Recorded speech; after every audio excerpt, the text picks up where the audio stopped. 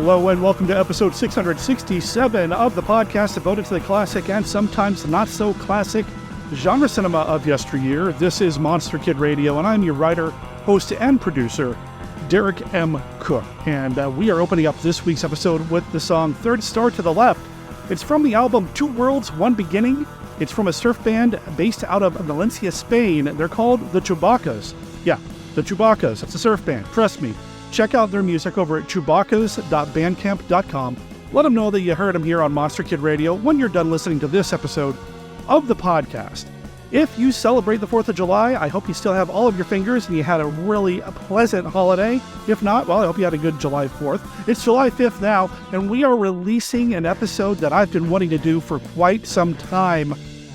We're talking about Jaws here on Monster Kid Radio. Yes, I know that when we first started the podcast, we talked a lot about how we were going to use 1968 as our cutoff for the movies that we talk about here on the show. There were a few different reasons for that, one of them being that 1968 is when Night of the Living Dead came out, and that film really kind of changed genre cinema and paradigm shift style. It really changed things a lot, and I wanted to use that as my soft cutoff point. But we've been doing this show for over 11 years now. We're not quite to the point where we're running out of movies to talk about from that pre-1968 era, but the show has grown, the show has evolved, and darn it, Jaws is a monster movie. This is my podcast, and I do what I want. Jaws is a fun movie. It's a great film. It's a blockbuster. It is oh so iconic, and I can't wait to share the conversation with you that I had with one of my oldest friends, Matthew Rashleigh. Matt is somebody that I went to film school with many, many moons ago when the world was young and dinosaurs roamed the earth. And maybe not that long ago, but I did go to film school with him several years ago. He's one of my oldest friends, one of my closest friends, and he's somebody that I love talking about movies with, and he and I are going to talk about Jaws for you here in a little bit. But before that, we've got Kenny's look at Famous Monsters of Filmland. We're going to find out how that iconic magazine talked about this iconic film. And you know who's back this week? Fresh from his Canadian excursion and taking a well-deserved ultra break is Mark Matzke's Beta Capsule review, where he's going to continue his journey through the Ultraman franchise, talking about an episode of Ultraman Ace. I do have some listener feedback, but we're going to sit on that until next week because Beth wants in on some of that action, so we're going to do feedback next week. But if you got any feedback for this week or this episode or anything else that we've talked about on the show, well, Beth will tell you how you can submit that later on in the show. Let's go ahead and get to that later on part of the show right now.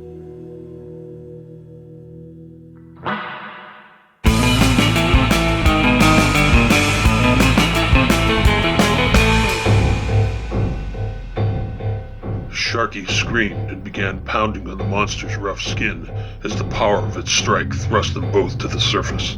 The water surged crimson, and Sharky's eyes went wide with horror as he saw the familiar stripe-like pattern running down the sides of the fish. It was enormous, the largest tiger shark he'd ever seen, 15 feet at least, and for just a moment, its doll-like black eyes seemed to glow green in the last rays of sunset. In Monster Shark on a Nude Beach, a shy marine biologist must up his game and stop a series of shark attacks at the Caribbean's most famous clothing-optional playground. Award-winning author Stephen D. Sullivan brings you this sexy, action-packed summer read, perfect for fans of The Meg and Jaws. Read 3 chapters free on Amazon. Find out more at buffbeach.com or sdsullivan.com.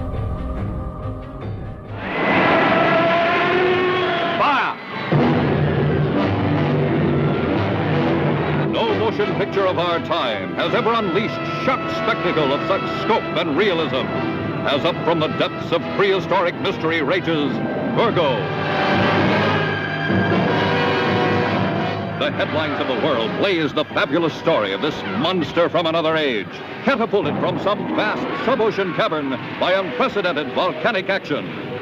And the headlines scream the story of the reckless skin divers who captured the monster and put it on exhibition. Stop! Pull out! Drop the nets! What do you think you're doing? Okay, take it easy. I can't let him go back to the sea where he belongs. Why? Maybe to save our silly skins for you. Hurry, hurry, hurry to see Gogo. But the headlines do not record the story of a little boy who had a curious sympathy and understanding for the fantastic creature. What strange secret does he know that scientists only suspect? You trying to say there may be a fully grown one of these things around somewhere? How big would a full-grown one be? An approximate guess. The infant. The adult. That would make it nearly 200 feet tall. Wreaking terrible vengeance against the civilization that has captured its offspring. Towering over the cities of the world as millions flee its awesome terror. Prepare! Prepare while you still can! Prepare!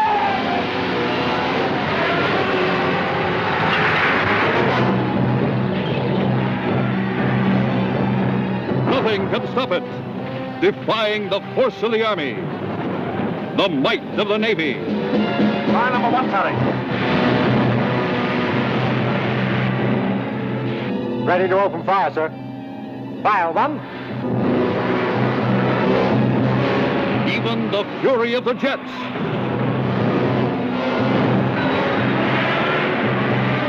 In a crashing crescendo of sights never before beheld by human eyes, and adventures never before experienced by any man or woman.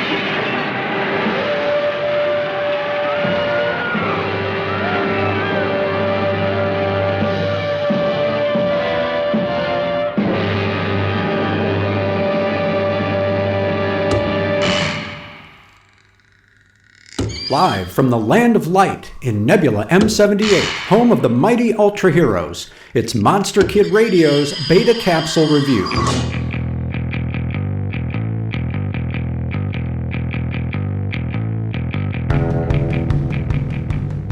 Ultraman Ace, Episode 7. Monster vs. Terrible Monster vs. Alien. TAC's remote radar caught a giant object coming straight at Earth from distant space, the great burning planet Golan. Since a collision seems imminent, TAC decided to launch an interceptor missile, the Maria 1. However, with less than a minute before launch, alien Metrone appears, destroying the Maria 1 and transferring his life force into the body of Yamanaka's fiancée Maya, who works at launch control. Hokuto figures out the ruse, but Yamanaka cannot accept the truth, leading to an altercation between the two, which is broken up when terrible monster Dorogari approaches TAC headquarters. Minami and Hokuto transform into Ultraman Ace, resolving to risk using the Ultra Barrier, a dangerous technique that forms a crack in the atmosphere. It's effective against kaiju, but drains nearly all of Minami's energy. Returning to base, TAC finds their operations center heavily damaged, and an argument begins over Maya's identity. Hokuto apologizes to Yamanaka, and work commences on the second Maria missile, but Maya begins making demands that raise Yamanaka's suspicions, culminating in a shootout that reveals the unfortunate truth about Metrone's deception. The Yapul managed to send Dorogari a second time, a development complicated by the spontaneous appearance of giant monster Murachi. Setting up a battle, Ultraman Ace seems unlikely to win. The 7th episode of Ace, which aired for the first time on May 19, 1972, moves at a brisk pace and is packed with inventive special effects, including memorable monster designs and the welcome return of alien Metrone. The colorful extraterrestrial made its debut in Episode 8 of Ultra 7, in which its interaction with Dan Muraboshi leads to an iconic sunset battle. Metrone would prove to be an exceptionally durable character, returning in Ultraman Max, Ginga, Trigger, and Decker, just to name a few. For Monster Kid Radio's Beta Capsule Review, this is Mark Matzke reporting.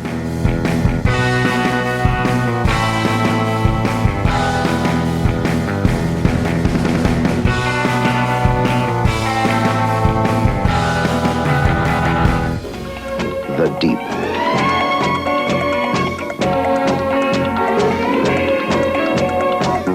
The deep begins begins in Bermuda with the adventure and romance of an island vacation. A fantastic opportunity for two young lovers to get away from it all.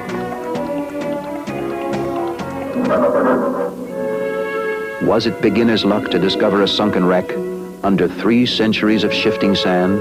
Where'd you get this exactly? Was it a coincidence that there were 2 treasures, one of priceless jewels, the other more valuable than that? You must be the young couple who found that bottle this afternoon? Certainly didn't look like anything. We didn't find any bottle. The danger and excitement of a treasure worth killing for. The adventure and intrigue of a secret worth dying for. If his tongue moves again, cut it. And beneath it all, the terror of the deep.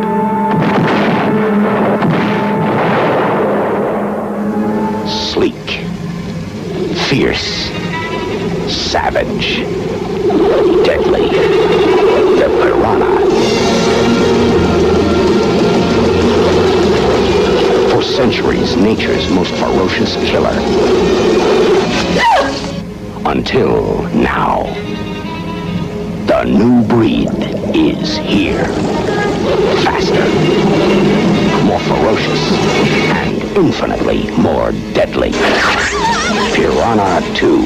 It's tremendous jaw pressure. It's sure to clean me through bone in places. It's here. It's alive. And it's multiplying. We spliced in genes from different species to create the ultimate killer organism. It lives in the depths of the sea, but it can strike anywhere. Loretta, what is that?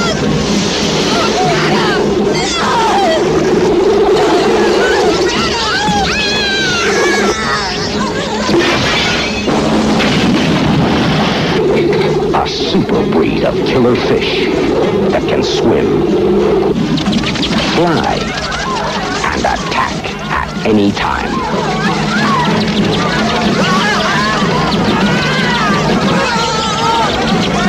They bred the ultimate killing machine. Now, you're not safe out of the water.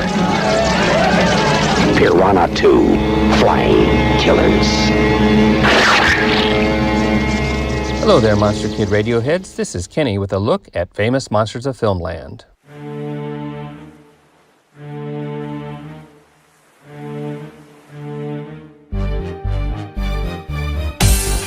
This week we are talking about the 1975 blockbuster classic, Jaws. It took Famous Monsters over a year to catch the great white shark fever and feature the film in its pages. In FM 128 from September of 1976, an article entitled The White Sea Demon appeared. It was an 8-page, 9-photo film book with a detailed synopsis of the film, including quotes from Peter Benchleigh's book and the movie. The famous Robert Shaw monologue about the sinking of the USS Indianapolis is included verbatim and in its entirety. The article stops just before the last few minutes and concludes with these comments and coming attractions.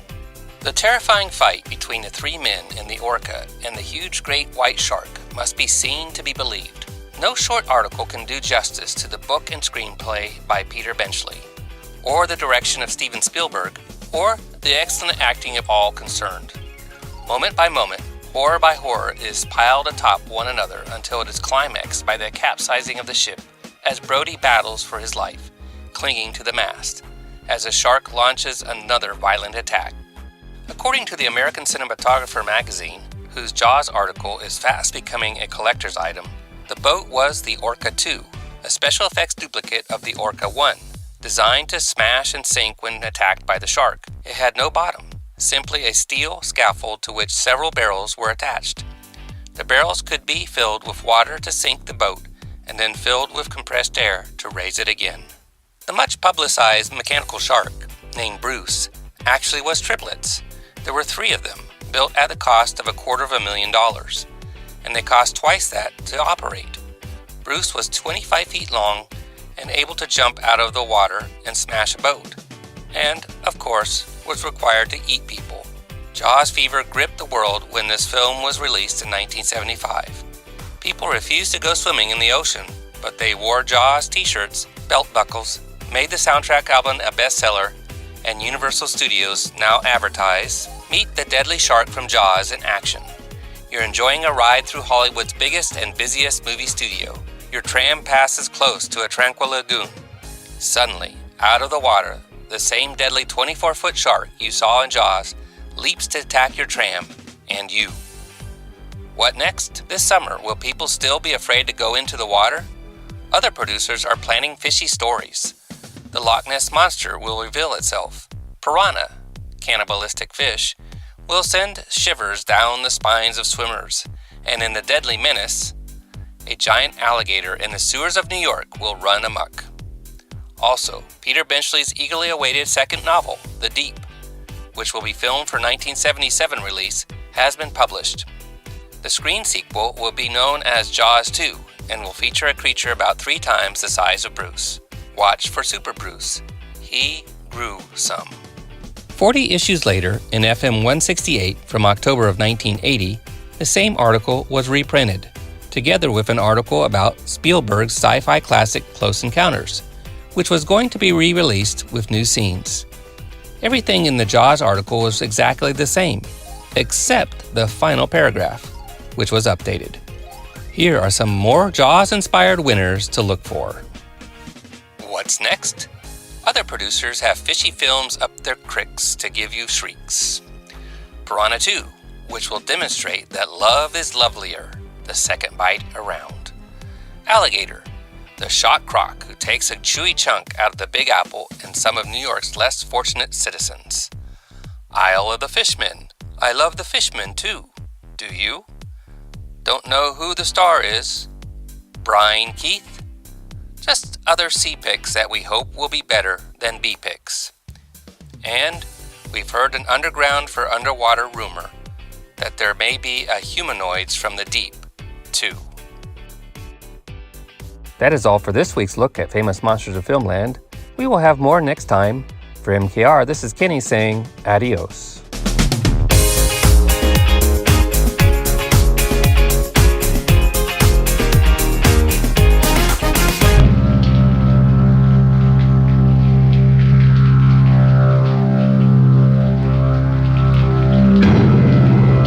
It lives 50 feet beneath the streets.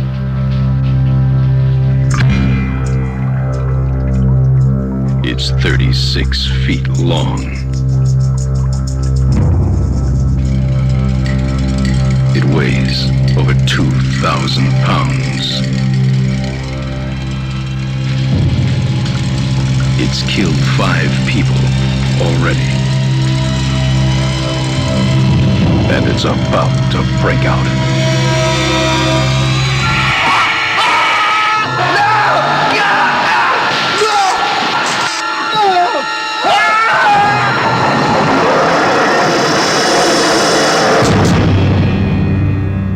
Alligator. The legend continues. That's a shark. But no one sees it. And I know what a shark looks like because I've seen one up close. The legend continues, but no one believes it. And you better do something about this one. The legend continues. Because I don't intend to go through that hell again. The all-new Jaws 2. See it before you go back in the water. Jaws 2 in the West End and all over London now. Certificate A.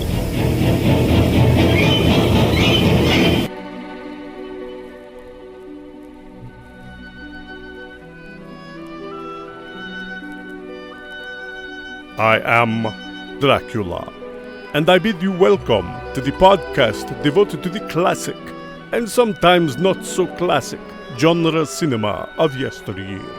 And I offer you this warning.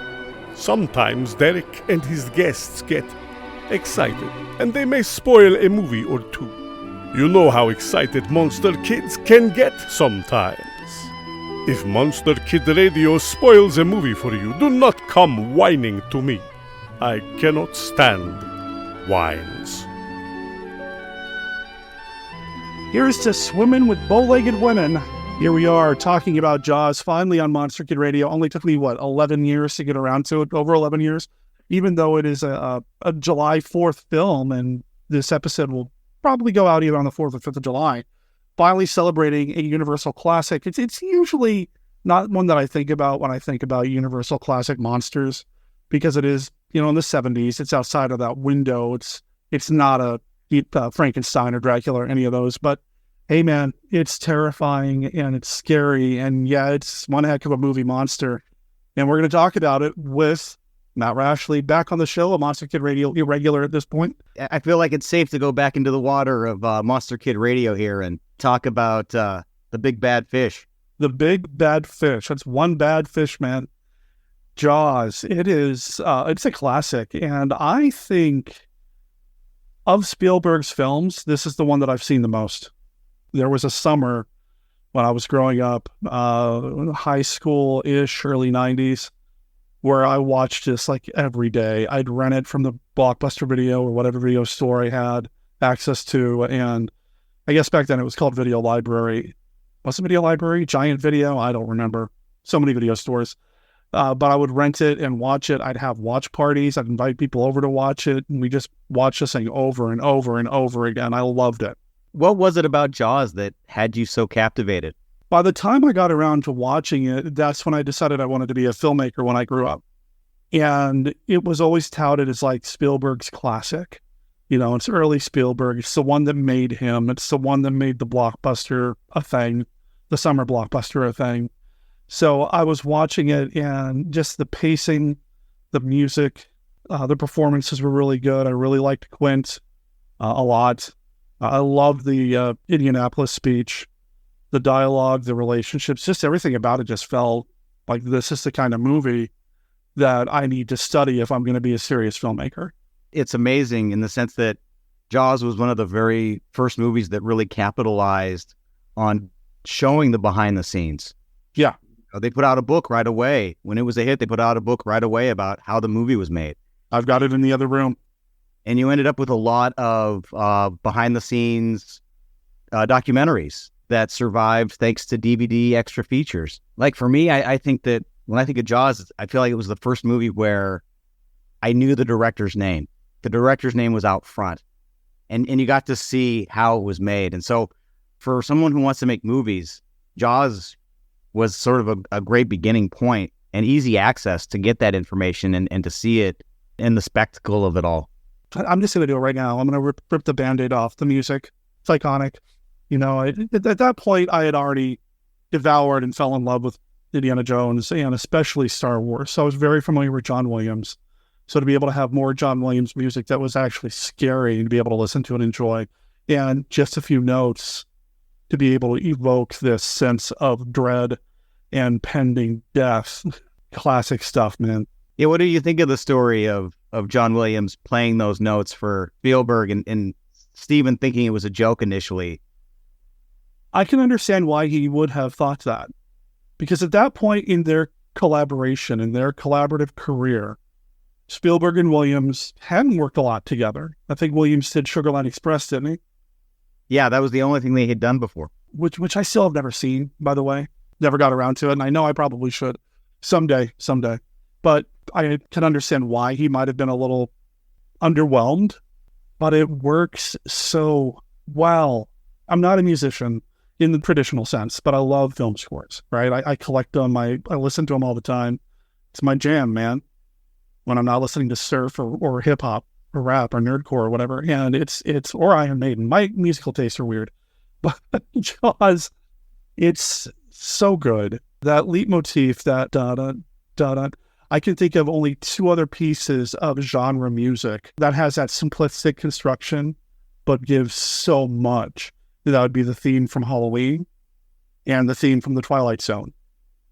Just a few notes are enough to make you stop and listen and feel. You don't need to be overwhelmed by this splashing cacophony of orchestration. You just need a little bit, especially those two notes. They're magical. Yeah, you go anywhere and you do those two notes, everybody knows what you're referring to. I'm sure countless generations of kids chase their friends around the pool or the beach, with the Jaws theme. Mm-hmm. It's universal. It's hard to pick another piece of music that is so ingrained in culture. And it gets referenced. It gets referenced so many times. And one of the YouTube videos that I was watching about Jaws, and I think the music specifically, and I wish I could remember which YouTuber this was, but they went to the Internet Movie Database and they looked up Jaws, the score by John Williams. Their intention was to find how many times it had been referenced or used in other films. They gave up because it's just so many. It gets played so many times, sometimes for laughs, sometimes referentially, like in Clerks. We're going to need a bigger boat, salsa shark, whatever. It's also a good example of sort of the miracle of Jaws, how it all came together. Like there's so many Jaws. I like it. Well, there's so many moments that shouldn't have worked or weren't the first choice, and it all came together in such an amazing way. John Williams' score, Spielberg himself, he wasn't even the first choice of Zanuck and Brown to direct it. He was like the third choice. Well, and the cast, that wasn't the first choice either. Right. They wanted other people in the film, and first choice for Brody was Robert Duvall. Yeah. Right? Like, can you imagine what that Jaws would have looked like? Yeah, it would have made this recording a lot more interesting for me because Beth's father's side of the family is related to the Duvalls. Oh, well. I haven't figured out how to exploit that yet. Don't tell her I said that. But yeah, I mean, the casting would be cool. Well, and the story, the alternate reality of what those different casts would be, but this cast is perfect. Yeah, and the fact that, like, back to the magic of it and the miracle of it is the sense that the story that I've heard Roy Scheider say in video clips was that he was at a party and he overheard Spielberg and others talking about this giant shark that goes onto a boat and goes after the crew, and Scheider's reaction was, "Oh, I need to know more about that," and he introduced himself to Spielberg and his group. And that's how he became considered for the part and got it. Well, and the story that Dreyfuss tells, at least in one documentary, is that he was approached and he said, "No, I'm not interested in a shark movie." But then the movie that he had just done was released and he absolutely hated his performance in it so much. He's like, well, maybe this will redeem me. Right. And George Lucas, I guess, was pushing Spielberg to look at Dreyfuss. Look at Ricky. Get Ricky. Yeah, look at Ricky when he was considering, wanting John Voight or Jeff Bridges for that part. In fact, I read somewhere that even Jan Michael Vincent of Airwolf was one of the names that was being floated around. A totally different world in a different universe. Yeah. Same with Quint. The first choice was Lee Marvin. Yeah. He passed. Sterling Hayden, who had been a sailor and a Marine, and is great in Johnny Guitar, by the way, but he was considered for Quint. And I can't imagine him playing that part. I can't picture anybody other than Robert Shaw. He's so mesmerizing and captivating, and I can't imagine anyone else embodying that role. Yeah, and giving the speech there, the Indianapolis speech. And I know that speech went through so many hands, so many typewriters. Carl Gottlieb took a pass at it. The author took a pass at it. Spielberg took a pass at it. John Milius took a pass at it. But in the end, it was Robert Shaw's tweaks to it that made it what it was. Back that amazing thing that, I don't want to say coincidence, but like things just lined up for it to work. It doesn't sound like it would when you consider it having 4 different writers. Right. And other things that were ad-lib while they were waiting for the shark to work. Which is another happy accident. Right. It would have been a different movie if the shark worked the way they wanted. Instead of it being all about showing the shark, it becomes Hitchcockian in the sense that it's the unseen fear. It's watching the barrels run through the water. These little moments that make it really horrifying. I've seen Spielberg say it and others. It's like, if they made Jaws now with CG, it wouldn't be as good a movie. No. You could be able to see everything you ever imagined with the shark. And the reason it works so well is the fact that the shark didn't work and they had to think of other ways to make it amazing. Yeah, and that's where the creativity comes in. That's where you're forced to be creative. It's where you're forced to come up with other ways and work around it and to make it better and to communicate things. And adversity really kind of makes things better in that way. Also, the music being used as the character. Right. If we had seen the shark from the very beginning, would Williams have submitted that as a score, or would he have given something a little bit more orchestral and full? Who knows? There's a YouTube channel called The Daily Jaws who, as an experiment, got some people to do some CGI shark work and redid the opening sequence with Chrissy, with the CGI shark being visible. And the CGI work is fine, but the pacing doesn't work. The music doesn't work. It just doesn't feel quite right. And the Daily Jaws is like, we were just doing an experiment. We're not trying to make it better because the movie's perfect anyway. We understand. But Spielberg always wanted to do this at the very beginning anyway, so let's see what it would look like. And I'll never go back and watch again. I don't need to. It's not good. Right. Speaking of Chrissy's swim in the beginning of the movie, what's it like for you in the sense that it kind of pays homage to Creature from the Black Lagoon in taking a twist on that? So for me, I'd seen Jaws first. I knew of Creature. I knew of the classic Universal stuff since grade school through the Crestwood House books. But I hadn't actually seen a lot of these films outside of Abbott and Costello and Frankenstein for a while, because it took a little while for me to track him down. Where I lived, my part of the country didn't have a horror host. We didn't have that kind of media available to me, so I didn't really watch that kind of stuff. And by the time I was able to start renting my own movies, I was like, oh, I got to see all the R-rated movies I wasn't allowed to watch. And I don't know how I stumbled into obsessing over Spielberg, because he's not an R-rated filmmaker typically. But anyway, because I had seen Jaws first, I didn't connect it to that. When I finally watched Creature from the Black Lagoon, I couldn't help but see it. And now knowing that Spielberg was a monster kid, is a monster kid, of course it was intentional. I'm sure, maybe not intentional, but it's there. It's part of his DNA. So it's there. The references are there. And I can't help but see it now. The point of view shots are the two that really, hit me like lightning, where I'm like, oh, Chrissy from below, sort of like Julie Adams. Yeah. Didn't they take a dark turn? Yep. Yeah, agreed. You asked me, well, I'll ask you, when did you first see Jaws? I don't remember how old I was, but pretty sure it was VHS at home. And it's rated PG. So I think my parents showed it to me probably a little too early. Okay. I know I was probably 5, 6, 7, somewhere in there. It's interesting in the sense that even though the movie has lots of blood, they considered it PG because it was a creature of nature versus a monster that allowed them to put a PG on it instead of an R, since we didn't have PG-13 yet. I'm probably definitely one of those kids that was scared out of the water for a bit after watching it. I was reading that there was a decline in beach-going attendance in 75 and 76 and 77, and they think it's all because of the movie Jaws. Jaws is one of those movies that definitely had an effect, not just on pop culture, but on culture overall. And I think that's fascinating that there are certain movies that transcend the pop culture part of it. Like the other example that I can think of is that there is an actual increase in enrollment in karate schools after the movie Karate Kid came out. So that's the other example I could think of. But I'm fascinated by the fact that there are certain movies that do that have that kind of cultural impact. And Jaws is definitely one of them. It wasn't the first, I don't know, but it certainly had a huge one, because it did make people, especially those who saw it when it first came out, scared of sharks. Now, it seems like it's turned around a little bit. Peter Benchley was saying in an interview at one point that people who have been born after the movie came out and have gone back to watch it, it's turned into a fascination of sharks. And a lot of those people have gone into like marine biology and shark studies and things like that. But when the movie first came out, the people who saw it theatrically, they were terrified.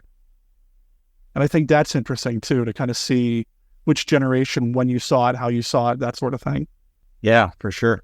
Before we started recording, you said you wanted to avoid a movie, and I said, no, I'm going to bring it up. Jaws 3D. Oh, you had to go there. The first one I saw of the Jaws movies. I saw it in the theater with the 3D glasses. Yeah. As a ad hoc double feature with my first James Bond movie, Octopussy. And it wasn't really a double feature. It was my best friend Stevie. Was it Stevie? I don't remember now. No, it wasn't Stevie. What was his name? It is my best friend, living in Great Falls, Montana. And his dad took me and him to the movies, paid for one. Intermission happened. It was a multiplex. Back then they had intermission still. So during the intermission of Octopussy, of Jaws, because we had to get the 3D glasses, he snuck us into a screening of Octopussy that was just starting. We sat through intermission of that one, finished that movie, and then went into the second half of a Jaws 3D that had started later in the day. So we only paid for one, but he snuck us in to see both movies, or the second film. And my biggest takeaway from it was, yeah, cool shark monster movie. I'm seeing something I probably shouldn't be seeing. I was more upset that I didn't get to keep the 3D glasses. He kept the 3D glasses because he paid for it. I wanted to keep them for myself. Well, that and the experience of like splitting the movie in half to go watch Octopussy and then come back. Yeah, that was a little disjointed, a little surreal, I bet. I mean, octopus and sharks, I don't know. Yeah, no. I say it was a movie I probably shouldn't have been seeing because of the, violence or gore or blood or whatever it was. And Louis Gossett Jr.'s in that, isn't he? Yeah. Okay. And so and Dennis Quaid is a Michael Brody. I didn't know any of the backstory of the Brodies at that point. I just, whatever. It must have been fun to see it in 3D. I saw Jaws 3D on HBO as a kid, and I watched it more than once. As a kid, I thought it was entertaining. I watched it again a couple of years ago, and it's bad. It's really bad. Although seeing it in 3D and having that big finale at the end must have been a real hoot. Well, talking about movies that have taken inspiration from some of our monster movies, our classics, I can't help but see Gorgo in that, where, it's the giant monster running around and then, oh, wait a minute, that's just the baby. Here comes Mama Monster, which is, Jaws 3D, spoiler. But yeah, I mean, just speaking of that, I'm a pretty staunch defender of Jaws 2. I think Jaws 2 is interesting the way Halloween 2 is interesting. And when I say Halloween, I'm talking about the original run, not the Rob Zombie stuff or the remakes or anything like that. I'm talking about the original Carpenter, and then Carpenter produced Halloween 2, where they don't hold the mystery back nearly as much. It only takes a few minutes for you to see a shark in Jaws 2, where it takes you a very long time to even see a fin in the first Jaws. So it's a different beast, but I'm a big fan of Jaws 2, but Jaws, the first film, is just incredible. I think Jaws was a game changer in so many ways. I mean, it not only for the amazing film that it is, but the fact that it was kind of the first big summer blockbuster. It changed the way the studios looked at that, because up until that point, the big tentpole, big budget movies, they were released in the winter. Yeah. Around Christmas and such. Jaws comes out in the summer. It changes the game, man. It was also the first movie where they really utilized advertising on television. Yeah. And had a huge television campaign versus, in the past, before that, it was mostly print. Let's do big spreads in newspapers and get reviews and put the poster in newspapers. Jaws was the one where they made the conscious decision of, no, let's do 30-second spots. Let's run on television. Mm-hmm. And that was a big difference, too. Ballyhoo had been around from the beginning of the film industry. You'd see the big posters and the displays and the lobby setups that look like practically museums you're walking through to get to the movie. Reminded the movie Matinee, where they all go to see the movie Mant, and there's that setup in the lobby with the hand and the anthill and everything. So that's something that's been around for a long time, and especially the monster movies. I love that stuff. I think it's super cool. Jaws did the same thing and did it so well. And, some of the pictures that I've seen, some of the film footage that I've seen, it's fascinating to look at. There's some film footage out there on YouTube even of people exiting a screening of Jaws. And just to see what an event it was, because there are so many people there. People are just packed into that movie theater and trying to get out. And there's a guy in the lobby saying, well, this movie sold out. This one sold out. We have a few seats left in the first 7 rows at this time. It's such an event. I mean, I know that's kind of what the Star Wars movies did too and all that, but we just didn't see it up until that point. I can't remember which documentary it was that I watched recently about the story behind Jaws. And they had Zanuck and Brown talking about the fact that, they were set to open in even more theaters than the 460 or 70 that it opened in. But Universal was like, no, let's pull back just a little bit, because we'd rather have full theaters than half full theaters. And even Universal didn't know what they had.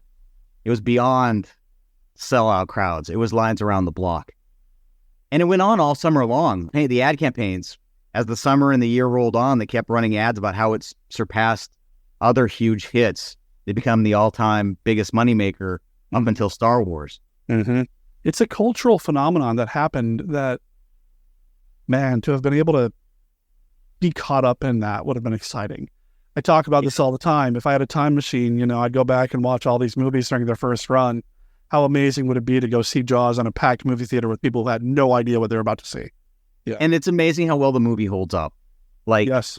I've shown it to my kids, and, certain moments, like the headed, the severed head underwater in the boat, just as big a gasps and jump scares out of them now as people did watching the movie, 40 some years ago. It makes me wonder if the happy accidents that make Jaws so successful as a film is part of the reason why, or the part of the reason why it holds up so well. You don't have silly Jaws coming towards the camera at the very end of the movie to get the 3D effect that have not aged well at all. Right. Versus you barely get to see Bruce the shark. You barely get to see the monster in this movie. So you don't get to dwell on anything that might not hold up to modern audiences. I wonder if that's part of it.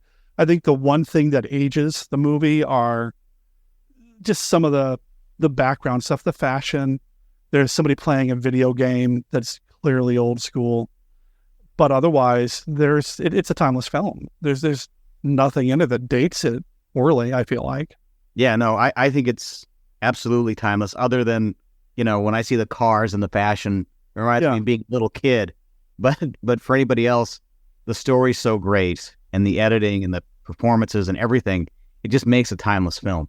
It does. It really does.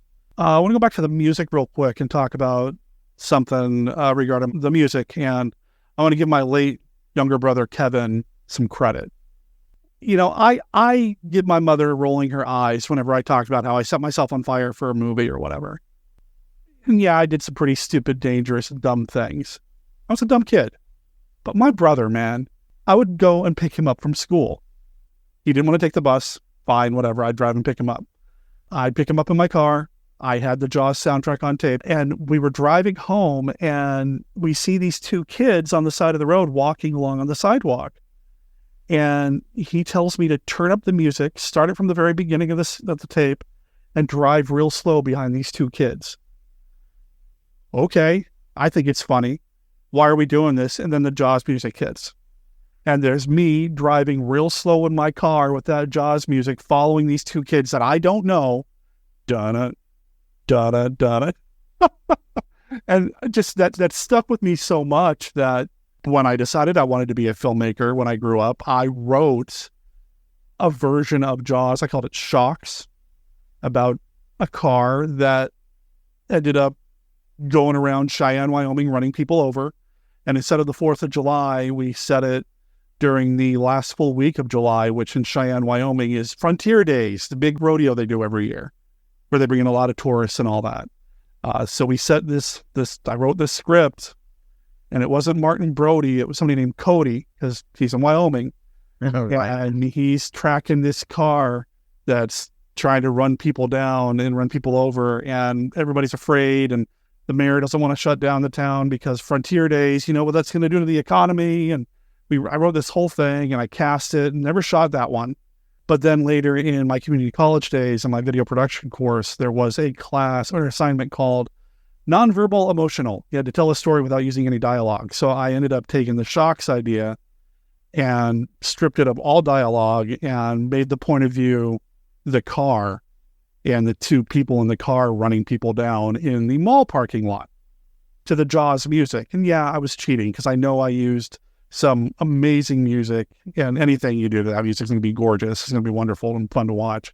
I wish I had a copy of it somewhere. I may in the storage unit out in Beaverton, Oregon somewhere. But yeah, we did this little video shot in the mall parking lot of two guys in my car running people over to the Jaws music, all because my little brother thought it would be funny to torture a couple of kids he knew from school by following them after school one day with the Jaws music blasting out the windows of my car as we stalked them on the public streets of Cheyenne, Wyoming.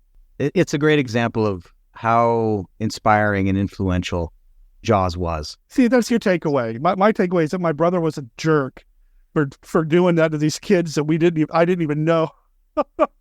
Well, there's an inspiring film.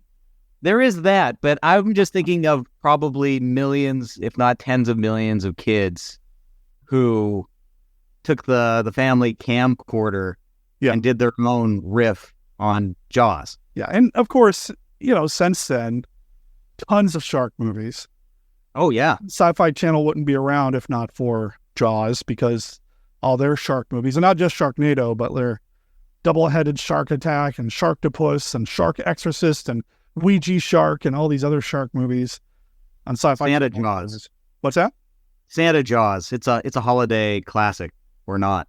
Really? There's a Santa Jaws? There's a Santa Jaws. Oh, yeah. There's a whole Christmas shark thing. You got to check it out. Sure. I'll add it to the list. This conversation has gone sideways. No, it does bring up an interesting point that I wanted to ask you about.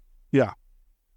And that is Jaws for a monster movie and Star Wars for sci-fi coming out, the following year after Jaws. They were game changers for genre cinema. Mm-hmm. It took low-budget concepts, put a lot of artistry and money into it, and changed the game of what audiences saw as big Hollywood movies.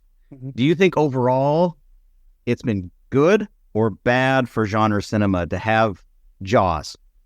I belong to a Facebook group and chat that has been highlighting the covers of Famous Monsters of Filmland magazine. And just recently, they got to right before Star Wars came out in terms of the publication of that magazine. And Famous Monsters, we got Kenny's segment on the show.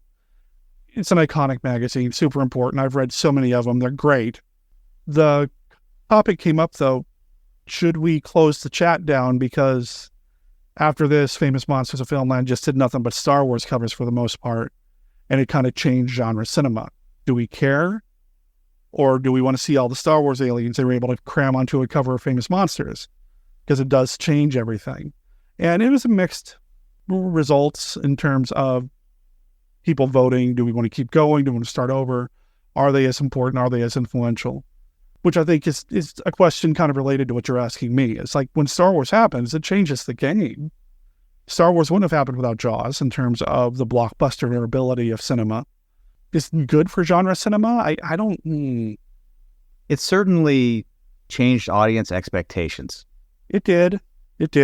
I know that Roger Corman was sort of dismissive of Jaws at first because he saw it as basically doing what he and his collaborators did, in a sense. Mm-hmm. But then again, you look at Jaws and you're like, well, they ended up with a $3.5 million budget. They ended up spending $9 million. That was money that, Roger could only dream of and would never have spent. Plus just the fact that you had so many different people involved with Jaws that were really trying to make a name for themselves. And they did. It's like on the one hand, it heightened sort of what a natural monster could be. And a lot of filmmakers and others were inspired by Jaws. But on the other hand, it kind of put other people out of business in a sense. You do a giant shark movie unless you wanted it to go straight to cable or VHS. I guess that is an offshoot of Jaws. I guess those things have all been successful, so maybe it is an overall good. I don't know, but it's certainly something I keep going back to and thinking about when I think of Jaws and Star Wars. I love them both. I love what came before them and what came after, but it definitely changed the landscape forever. Okay, I'll answer your question with this. I've watched all the Star Wars for the most part. All the live-action Star Wars. I haven't watched the animated shows and all that. And I've only watched episode 1 of The Acolyte on Disney, right now on Disney+. As somebody who did grow up in the 80s, as Gen X, of course Star Wars is part of my DNA, my upbringing. I was obsessed, man. I loved Star Wars so much. I tried to convince my friends growing up that Boba Fett and I were best friends. I loved Star Wars. Okay? And I continue to watch Star Wars. I don't get the same rush from it that I used to back in the day. And sometimes the stories were good and all that. I really liked season 1 of The Mandalorian. I thought it was very well done. But I'm watching it and I'm thinking, I see all the influences here. Yes, it's Star Wars, but I also see all the Man with No Name stuff. I see all the spaghetti Western influences here.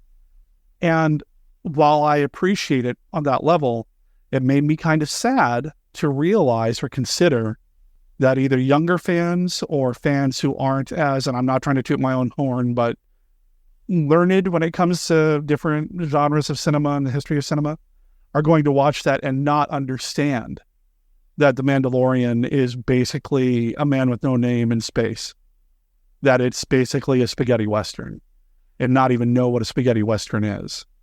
So the reference point, the touchstones get kind of lost sometimes, I feel like, when something new like that comes out. And Star Wars owes so much of its existence to, Jimbo and Seven Samurai and a lot of samurai films and things like that, Flash Gordon and all that. And there are people that will love Star Wars, but will they go back and watch, the creaky, probably not in the best shape serials of the original Flash Gordon? Maybe. Maybe not. Will they care? Yeah, maybe, maybe not. So in that regard, I don't know if it's great for all of genre cinema or monsterdom. But on the other hand, Star Wars comes out, fan films, people wanting to make their own movies. And I'm not talking about the fan films you see on YouTube. I'm talking about the people that had their own Super 8 camera and went out there and shot their own movies. And those people grew up to become the filmmakers of today. J.J. Abrams, and it is an older example of that, or a younger example of that, but other filmmakers as well would go on and be inspired by Jaws and Star Wars and do their own thing and continue to push the genre forward. How's that for a real big non-answer? No, what do you think? I think it's a mixed bag. I think that, on the one hand, it took everything to another level, and inspired tons and tons of people to think of other ways to make films and to give you a scare and to give you a rush and get you engaged. But it's just another step in the cycle of media, I guess, where like you have the beginning of something new, its rise, its fall, and then something else takes its place, and things continue to evolve and change. You were talking about having a time machine to go back to watch Jaws that opening weekend, not knowing anything other than the amazing commercials that you were seeing on TV with the great voiceover, kind of scaring you and tempting you to get to the theater. The closest I got to a big opening weekend for a film like that was Spielberg was the original Jurassic Park. Yeah. I remember going opening weekend to that and that being an event. And it was amazing. And I couldn't compare it to anything. It was like in Salt Lake City on their biggest screen, had to stand outside in line all day long. And it was just such a great experience of going to the movies. But with Jurassic Park, we knew a little bit of what we were getting. To go to Jaws the opening weekend must have been like going to Jurassic Park times 10. Yeah. Because there had been nothing like it. And the trailers didn't show you the shark. They just told you how scary it was going to be.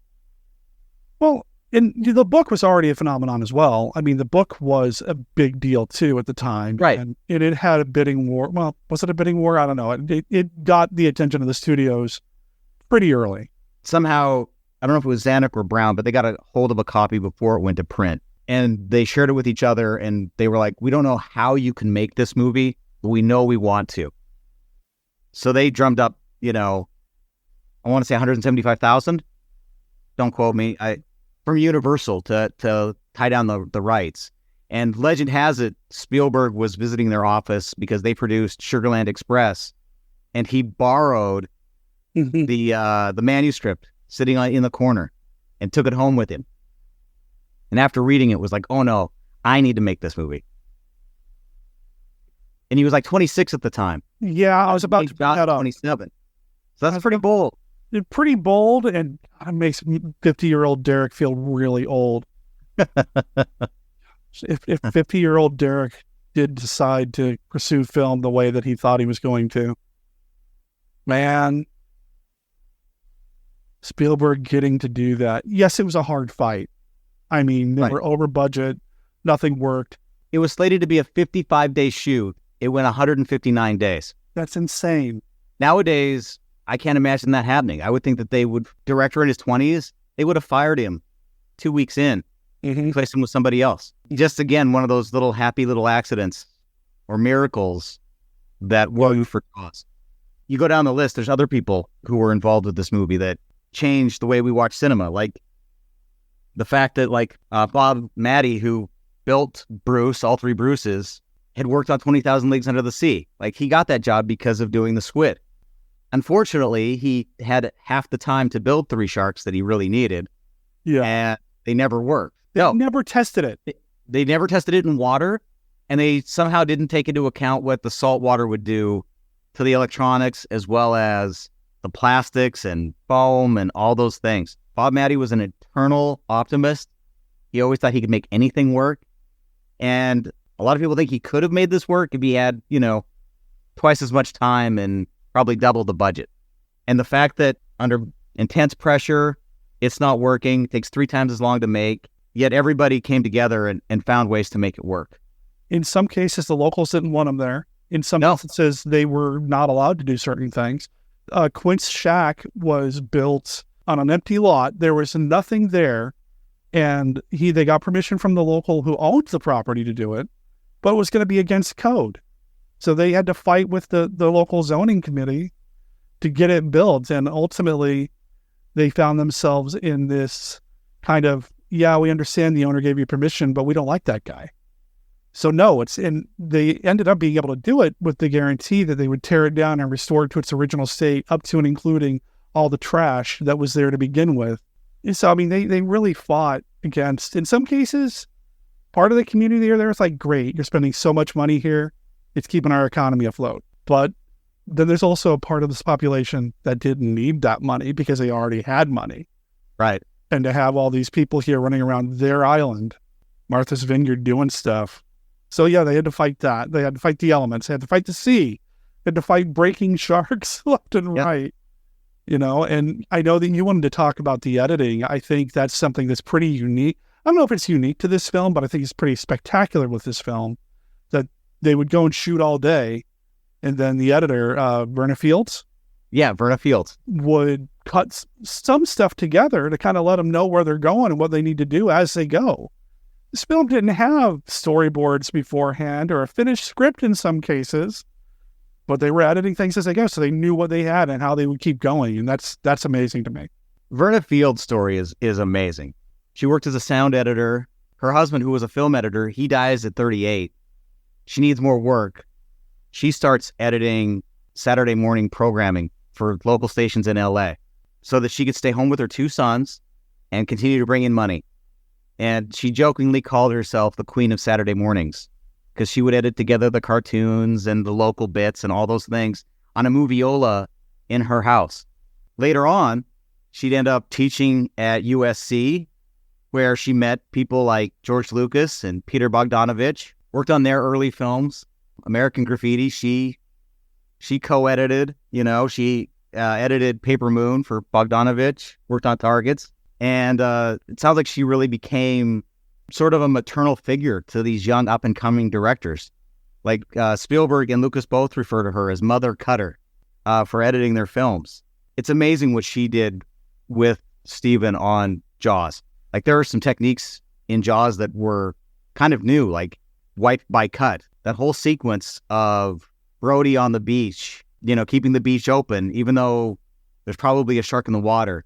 And all those wipes of people walking in front of him, cutting from wide shots to tight shots. All those cuts of, is that a shark in the water? No, it's not a shark in the water. All those moments of building that tension, like that was a real, to me, it's a real dance between Spielberg's vision and Verna Fields' skill. She ended up winning the Oscar for Jaws. Jaws won Best Editing, Best Sound, and Best Score. It was nominated for Best Picture. Spielberg wasn't nominated for Best Director. And there's footage of him, young Steven, kind of being bent out of shape over not getting the nomination. it's kind of funny in hindsight now. In fact, Jaws is on the list of 75 best edited films of all time by Motion Picture Editors Guild. It's number 8 on the list. She edited 2/3 of the movie on site at Martha's Vineyard. The last third she cut at her house, again, on her moviola. And after they tested it, Spielberg wanted another jump scare. So the whole severed head popping out, that was shot in her pool. Yeah. Shot in her pool and edited in. And one thing that I think the editing's amazing. One thing I didn't really think about until I was reading more about it was not only was she cutting a movie that utilizes basically all the good footage they got out of Bruce. Like, that's all of it. There's no other good stuff left. But the whole movie's, shot over several months. And while she's editing, she needs to, make sure that there's continuity that works. Because there's all kinds of continuity errors when they're shooting it over months. But, she's got to match the water, the light, the sky, cut to the music, and make it all work. It's just an amazing achievement. She was rewarded for it. She ended up being a VP for feature productions for Universal. One of the first women to ever have such a job in LA. And a lot of filmmakers give her credit for being able to make a film for Universal the way they wanted to. Yeah. Thanks to her experience as an editor. The editing in that is super important. Even something as simple as a montage scene. You mentioned the wipes. When Brody is on the beach and Pippet the dog and I forget the kid's name, but Kittner? Alex Kintner. And Mrs. Kintner. Yeah, Mrs. Kintner. Yeah. When that scene starts with Brody being paranoid, looking, watching, that whole sequence, the way it's cut, adds to the tension in a way that I think a less skilled editor could have communicated.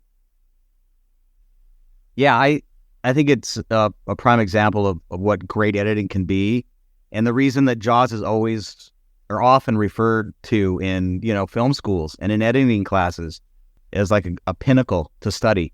And right there's an influence that continues through filmmaking. Also, you got to give credit to Bill Butler, the cinematographer. He invented the water box, basically building a giant aquarium that was sturdy enough to put a camera in so that they could put that camera right at the water level and kind of bob in and out among the swimmers, helping build that tension and that anxiety. Like, that was another little ad, that he probably was given extra time to do that while they waited for Bruce to work. I mean, it's just so much of it is so good. Yeah. And I know we've mentioned the different, the actors and what they brought to the movie. Going back and watching it again recently, I can't believe Robert Shaw wasn't nominated. Right? You can't imagine anyone else in that role. It's totally captivating. Like, he holds your attention at every moment. His singing and the Indianapolis speech, which is epic, have also been things that other filmmakers have borrowed and used for humor, but also because it's such an iconic reference. Yeah, I mean, that whole bit, man, that's perfect cinema. That is captivating. And, Robert Shaw, he was I don't even know if frustrated is the best way to put it. He didn't want to be an actor. He was a writer. He just had to be really good at acting too, And for him to be able to do that and to pull a lot of Dreyfuss's performance out of him, the way he kind of interacted with him when the camera was rolling versus when it wasn't and all that, I think it's a real collaboration between the two of them in particular, which I think then builds up Scheider as Brody, who is the outsider. He's from New York. He's not from, Amity. He's not an islander. He's not a guy that goes in the water, whereas, Hooper and Quint are both water guys. So they are going to have that camaraderie and maybe a little bit of competitiveness. And, they are going to look at Scheider as an outsider a little bit. But, that collaboration between the three, it's wonderful. It's a great quest. It's a great adventure that they're on. It's epic in a sense because, they don't even get into the boat to go chase the shark until 2/3 of the way through the movie. It's really amazing. And Martha's Vineyard was sort of for the making of the movie, but over time they've seemed to really celebrate it in an endearing way. And in a way, I can't imagine the movie taking place anywhere else. It had a bunch of locals in it that added character. And Amity, watching it now, it's like Amity has a real sense of place. Like it feels like any small town. All the people are real. Everything feels like, a community that is totally based off of tourism. Like all those elements are there. Yeah. The air, everything. It's really lovely. The performances are so good. The characterizations are great. It feels like, I mentioned Cheyenne earlier and Frontier Days, and Frontier Days really was the one time a year that Cheyenne's population, it feels like it practically doubled for that week. It was the last full week of July plus a few days on either end. And Frontier Days is this big, the daddy of them all. It's this big rodeo festival. The Luke Perry movie 8 Seconds is set at Frontier Days. That event and that movie happened at Frontier Days. It's a big deal. Now, I was never into the cowboy culture, the Western lifestyle, any of that stuff. So, and neither was my family, really. I mean, they tolerated it, and yeah, if they brought in Lee Greenwood for a performance, my parents would go to that concert. But our goal as a family, as a lot of other people in town, were to either leave town during Frontier Days or find a way to make a buck during Frontier Days, because there was a lot of money to be had. And so when I started growing up and becoming aware of the economy of what Frontier Days meant to a town like Cheyenne, whose economy up until that usually was supported mostly by the fact that there was a military base in town, and the railroad station that was put in there by the government to begin with, ultimately became Union Pacific. But still, when Frontier Days happened, everything changes because everybody's trying to make a buck off all the tourists and everything, and it's a tourist town. So growing up in that environment and seeing Jaws and just, yeah, it's a beach, it's a different thing, but the way that people kind of react to the needs of the economy and all of that, and it felt real to me, I guess is where I'm going with this. Yeah. I think that's one thing that makes Jaws really special. Quentin Tarantino says Jaws is the greatest movie ever made. Oh, okay. May not be the greatest film, but it's the greatest movie. It has everything you want on a big screen. But for me, what makes it special is, compared to some summer blockbusters that we get now that are so full of effects, that sometimes maybe the story isn't as strong. Or you, on second watching, you're like, man, that isn't very smart. Jaws, not only is it this big spectacle, it's so smart. Like, it has that sense of reality. Like, all the characters have dimension. Like, they feel like real people, with a real challenge. And so, for me, it's like Jaws is this really smart movie that also happens to be a blockbuster. And I think that is one reason that it's so timeless and ages so well and can be enjoyed over and over again, throughout time. It goes to show how brilliant Steven Spielberg is, but to see that it was made by a guy in his late 20s, anybody would have been proud to have made Jaws and would have been considered great just by that one film alone. It really goes to show that it was something special. It's a great film, man. It's a great film. So I did see it in 3D not too long ago when the Joy Cinema was showing it. Yeah. Not because I thought, I can't wait to see it in 3D. It's going to make it so much better. I just wanted to see it on the big screen. Right. And it really, the 3D version, the conversion didn't really add anything for me. Didn't really care. In fact, the fact that I was watching in 3D basically faded away from my viewing experience about 10 minutes in. I was just watching Jaws on the big screen at a theater that understood that with 3D conversion, sometimes you have to brighten it up just a little bit. And they did that because the Joy is wonderful. This episode will be coming out before this weekend, where in Portland they are showing it at the Academy Theater. Yeah. It seems like there are a number of theaters around the country that are bringing Jaws back this weekend for the 4th of July, which is great. The fact that people are having the opportunity to see it on a big screen. I've never seen it in a theater. I definitely need to. Obviously, next year marks the 50th anniversary of the release of Jaws. So I'm hoping and expecting that next summer, everybody will be showing Jaws somewhere. Yeah. And everyone will get that chance. I hope so. Oh, okay. Also this weekend, Pam Cut, the Center for an Untold Tomorrow, which is another theater in Portland, is showing it as well as part of a blockbuster weekend experience. I don't know what that means, but hey, if you're there, go check it out. That sounds awesome. I've never seen it this way, but I know some places have shown it at a pool. I would love to see it floating on an inner tube. I would love to do it. In fact, when I lived in Beaverton, Oregon, there was a community center right down the street that was showing it that way. At their pool, they were going to bring a projector in and all that and show it that way. Don't know why I didn't go. I should have. I really should have, but I'd love to see it that way. I'd be a little afraid of what some teenagers might do or take advantage of. That whole scene with the shark fin in the movie on the beach, I think that would really happen in the pool as well. Right. What do you think of the fact that it is a PG movie, regardless of the blood fountains and other things that are in Jaws? I love that it was PG because it meant that when I did work at Blockbuster Video for a couple of years, I could put it in the in-store monitor because we had a rule that PG or less.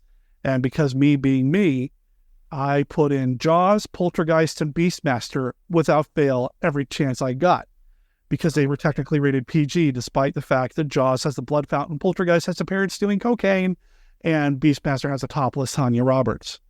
I'm sorry, not cocaine. They were doing pot, excuse me. But back then, still. That's awesome. Yeah. all of a sudden, you're my hero. What a great pick. Those 3 films. Oof. They'd look at me, it's like, what did you put it? Hey, it's rated PG. It's okay. No, I think back then, rules were a little bit different. Things were a little bit different. Movies that were rated PG back then get sometimes re-rated or re-released with a PG-13 rating.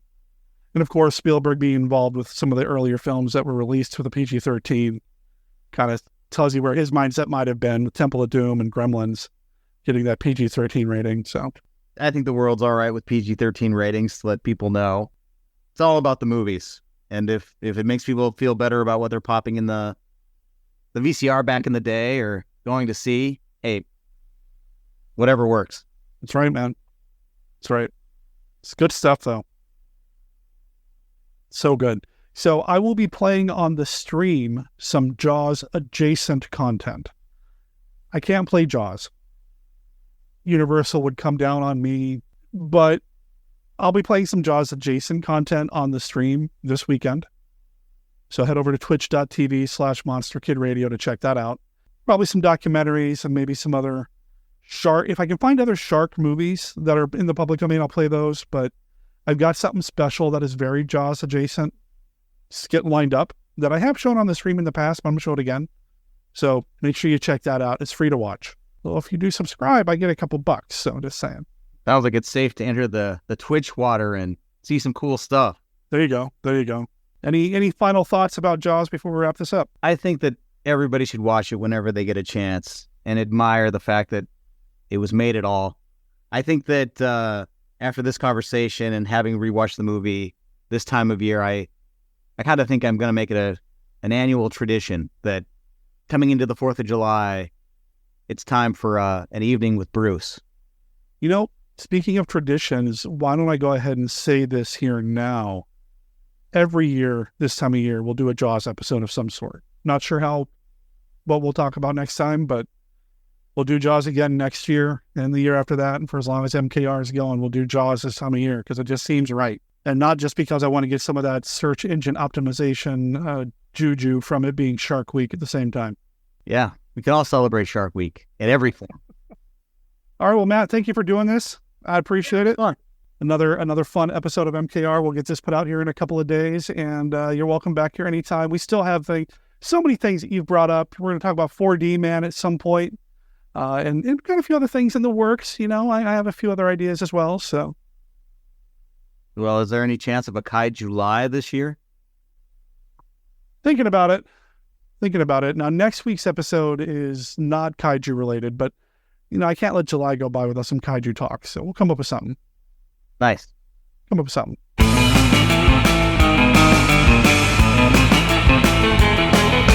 Have something you'd like to share with Monster Kid Radio? You can email the podcast at monsterkidradio@gmail.com, or you can call and leave a voicemail at 360-524-2484. You heard me right. We are going to be doing Jaws adjacent material over on the Twitch stream. What does that mean? Well, we've got Jaws stuff.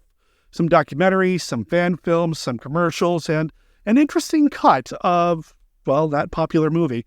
I think you're going to dig it. I have played this particular cut of that movie on the stream in the past. I'm running it again, so head over to twitch.tv/MonsterKidRadio. I'm going to have that up and running by, well, no later than midnight tonight. So if you download this episode on a Friday, come Saturday morning, it's going to be filled with shark content. So go check that out. It's free, and you can even chat it up during the movie in the chat there. It's the only time I'm going to encourage you to talk while a movie is playing, is have a conversation with your fellow Monster Kid and shark enthusiasts. And I'll try to drop in every once in a while, although I do have a day job that keeps me away from my home computer from 6 a.m. to 2 p.m. on Saturdays, and then I've got stuff going on in the afternoon, but I'll still pop in as often as I can to say hey to everybody at the very least. Either way, I'm excited to get that up and running for you, and I'm excited for next week's episode. Next week, it's already in the digital can. I sat down and recorded with a longtime friend of the show, a familiar voice to the show, Steve Turek. He and I are going to talk about another classic film, but it's a classic for a different reason. We're going to talk about Tod Browning's 1932 film, Freaks, next week. Is it even a horror movie? I'll come back next week to find out. Check out everything we got going on over on our website at monsterkidradio.net. Links to everything that you hear on this show is over there as well, including links to our Facebook page and group, our X, formerly known as Twitter, our Discord and our Reddit, and our Patreon. We also have a ways for you to follow up with Mark Matzke, who does that awesome Beta Capsule review. Thank you, Mark. And Kenny, who does the awesome Famous Monsters of Filmland segment. Thank you, Kenny. Make sure you check that out. There's also a link to our Amazon affiliate page. If you're going to buy anything through Amazon, please consider using that link because it helps us out a little bit. We get maybe like a penny or two off the top of every order that you submit through Amazon. It doesn't cost you anything extra. It just makes it a little bit harder for Jeff Bezos to put money away for his next rocket ship ride. So if you want to help out Monster Kid Radio that way and you already use Amazon, well, that's another way that you can do it. I appreciate everybody checking out the show. Thank you for sharing the show with your friends and your various online social media communities. It means a lot to me to know that you are basically part of our cyber street team by helping spreading the word of Monster Kid Radio. Monster Kid Radio is a Team Death production. All original content of Monster Kid Radio is licensed under a Creative Commons Attribution, Non-Commercial, No Derivatives 4.0 Unported license. You can learn more about Team Death or other projects like Death Designs, Mail Order Zombie, Monster Kid Writer, and more at www.teamdeath.com. Remember, death is spelled D-E-T-H. That's teamdeath.com. Please rate and review Monster Kid Radio wherever you download your favorite podcasts. Third Star to the Right is copyright 2023, The Chewbaccas. You can find it on their album, Two Worlds, One Beginning, over at chewbaccas.bandcamp.com. Go check them out and let them know that Monster Kid Radio sent you. My name's Derek M. Cook. I'll talk to everybody next week when we get our Freak on with Freaks and Steve Turek. That sounded weird. I promise never to say it that way again. Ciao.